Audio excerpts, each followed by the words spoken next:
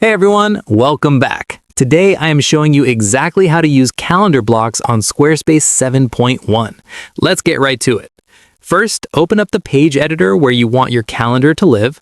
Click to add a new block and select Calendar from the menu. You can drag and resize this block anywhere on your page using the Fluid Engine grid. Next, you need to tell the calendar what information to actually display. Double-click the block to open its settings. You will see an option asking you to select a source. You can link this directly to any existing events page or blog page on your website. The calendar will automatically populate with the dates from those specific posts or events. Finally, you can customize how it behaves. Inside those same settings, you can adjust the date formatting and choose whether to display past events.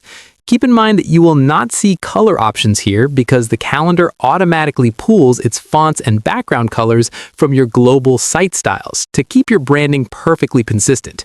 Hit save in the top corner and you are good to go. If this quick guide helped you out today, please give the video a thumbs up and subscribe for more tech tutorials. See you in the next one.